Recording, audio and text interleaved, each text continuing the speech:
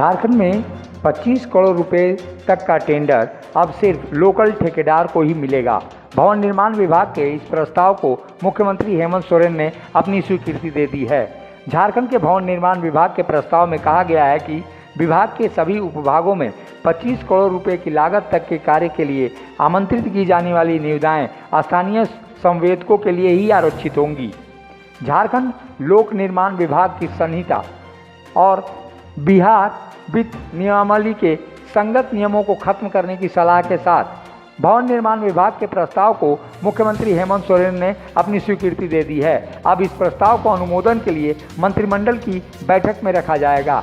झारखंड सरकार में शामिल कांग्रेस के नेता इस प्रस्ताव को झारखंडियों के हित में बता रहे हैं। माननीय अध्यक्ष जी, जब मंत्रिपरिषद में बातें आएंगी तो सरकार जो है इस पर चर्चा करेगी। लेकिन एक बात जरूर है, अगर स्थानीयता को प्राथमिकता देने की बात अगर कही गई है कि 25 करोड़ रुपए तक के काम के संवेदक में हम स्थानीयता को प्राथमिकता देंगे, तो मुझे नहीं लगता है कि इसमें कोई गलत बात है, अच्छी बात है।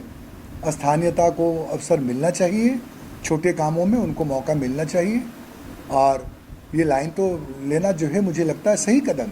स्थानीयता की परिभाषा पर गढ़ेगा वो विवाद तय होगा, कोई विवाद नहीं होगी। जो विवाद पिछले 19 वर्षों में भाजपा ने फैला करके रखा है, उसका मुकम्मल तरीके से जो है उसका इलाज होगा, जो सर्वव्यापी होगा, सबको पसंद होगा, सबके हित में होगा।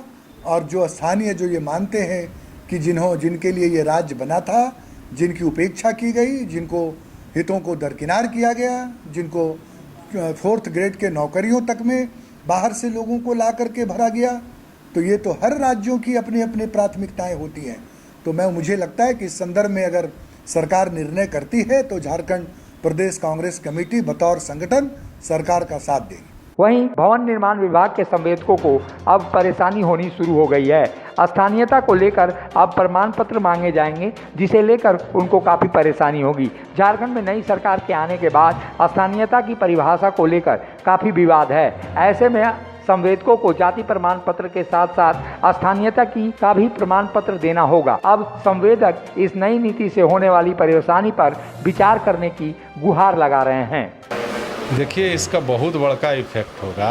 ऐसा ऐसी कर दिया गया है कि अभी 25 करोड़ तक का काम बिना एक्सपीरियंस का जो है ना वास्तव स्थानीय को और जातिगत आधार पर दे देंगे। इसका बहुत बड़ा इफेक्ट होगा। 25 करोड़ तो दूर का बात है, 25 लाख का कंस्ट्रक्शन जिसके पास एक्सपीरियंस नहीं है वो नहीं कर सकता है। करेगा तो उसमें आधा से ज़्यादा गलती निकल जाएगा। एक्सपीरियंस होता है। इतना कोई भी काम का छोटा या बड़ा हो, एक्सपीरियंस मायने रखता है।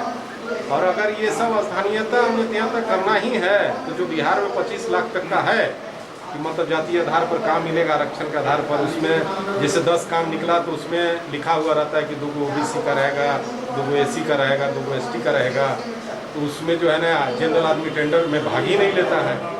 ये तो यहाँ पर ऐसा हो गया कि हम टेंडर में भाग भी लेंगे, अगर कोई जो है ना एक उसमें जो है ना आदमी डाल दिया तो हम उसमें से सीधा आउट हो जाएंगे। तो मेरा तो पैसा भी 10,000 रुपया DD का जाएगा और हम उस टेंडर में फाइट भी नहीं कर पाएंगे। तो सीधी है कि मतलब अगर वो डाल दिया तो मतलब उसका हो जाना है, मेरा उसमें कहीं गिनती भी नहीं।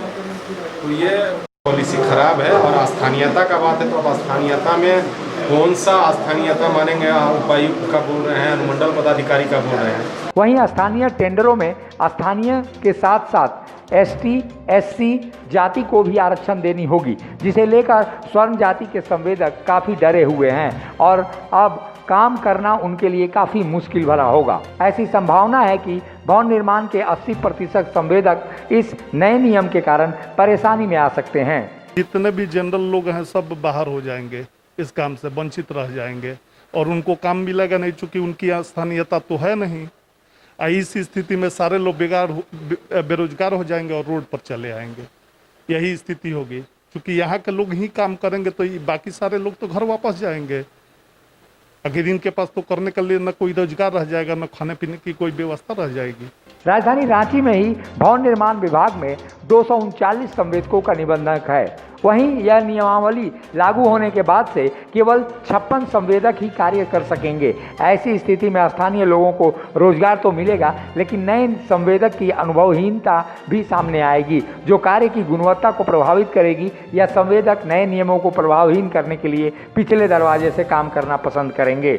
अब ऐसे में नए नियमावली के बाद अब आने वाले दिनों में संवेदकों को नई नई परेशानियां शुरू होंगी और उसके बाद से देखना होगा कि अब संवेदक जो काफ़ी समय से काम कर रहे थे उनके लिए सरकार बीच का रास्ता क्या निकालती है। मुखर संवाद के लिए अशोक कुमार की रिपोर्ट। जब टूटती है आस, जब थकती है सांस, जब रूठते हैं अपने, मुंह मोड़ता है जमाना, जब अंगड़ाई लेता है संकल्प, फिर बनती है कहानी, बनते हैं अनमिट निशान।